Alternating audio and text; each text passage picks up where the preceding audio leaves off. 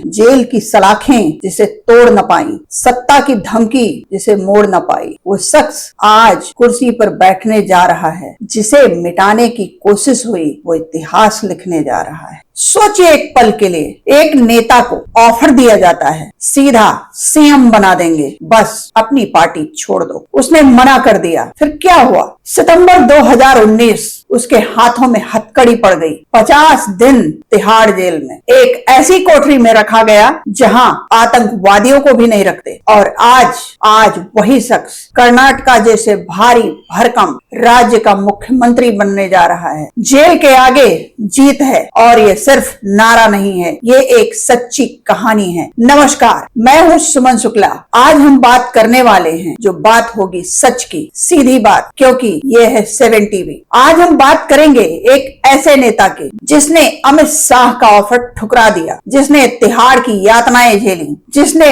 बिना पारा बदले, बिना झुके जीत हासिल की। नाम है डीके शिव कुमार, दक्षिण के चाणक्य। बात है अगस्त सितंबर 2019 की। बीजेपी की तरफ से डीके शिव कुमार को एक सीधा ऑफर दिया गया, अपनी पार्टी छोड़ो, हमारे साथ आ जाओ, मुख्यमंत्री बना देंगे। वही ऑफर जो हिमंता बिस्वा शर्मा को दिया गया जब वो कांग्रेस में थे, वही ऑफर जो शुवेंदु को दिया गया जब वो टीएमसी में थे। दोनों ने पाला बदल लिया, दोनों को इनाम मिला। इनाम में मिली सीएम की कुर्सी। लेकिन शिव कुमार का डीएनए अलग था। उन्होंने अमित शाह को सीधे सीधे साफ साफ मना कर दिया। यहीं से कहानी पलटती है। 3 सितंबर 2019 बेंगलोर में एक फोन आया, और उसके बाद शिव कुमार के हाथों में हथकड़ी पड़ गई। ईडी का केस, मनी लॉन्ड्रिंग का आरोप और तिहाड़ की जेल। 50 दिन एक ऐसी कोठरी में जहां कोई आतंकवादी भी नहीं रखे जाते। और उन्हीं 50 दिनों में एक दिन सोनिया गांधी खुद जेल पहुंची। उन्होंने शिव कुमार से कहा, तुम मेरे बेटे के समान हो, तुम्हें जो यातनाएं दी गई हैं, तुम्हें जिस तरह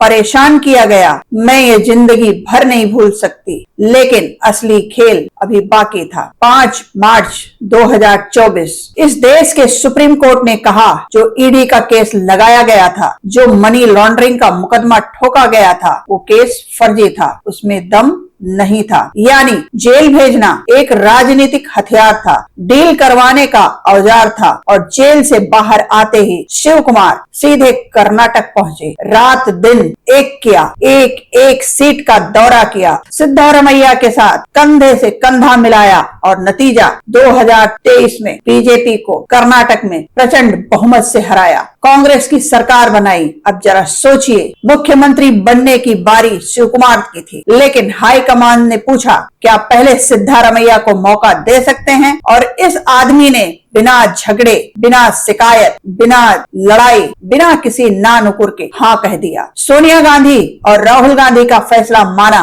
मौजूदा मुख्यमंत्री के पैर छुए, गले मिले, कोई बगावत नहीं, कोई बयानबाजी नहीं। और आज 7 साल बाद वही शिव कुमार कर्नाटक के मुख्यमंत्री की शपथ लेने जा रहे हैं। अब जरा उन नेताओं की बात करें जिन्हें राहुल गांधी ने खुद आगे बढ़ाया। हिमंता बिस्वा शर्मा फर्श से अर्श तक पहुंचाया, नंबर 2 बनाया।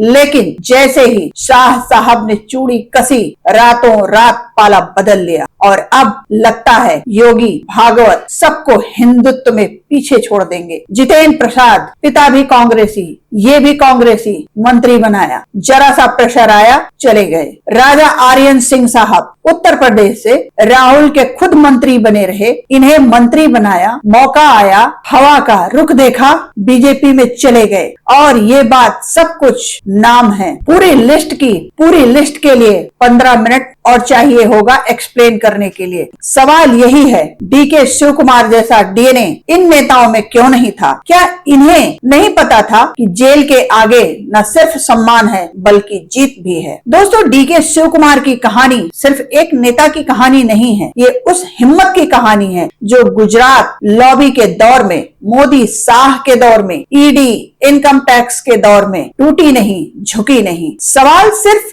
एक घटना का नहीं है, सवाल उस सच्चाई का है जिसे हम देखकर भी अनदेखा कर देते हैं। जेल की सलाखें इंसान को तोड़ती हैं या मजबूत बनाती हैं? शिव कुमार ने जवाब दे दिया है। मैं हूं सुमन शुक्ला और आप देख रहे हैं 7 टीवी भारत। लगातार खबरों के लिए बने रहिए 7 टीवी भारत पर। नमस्कार।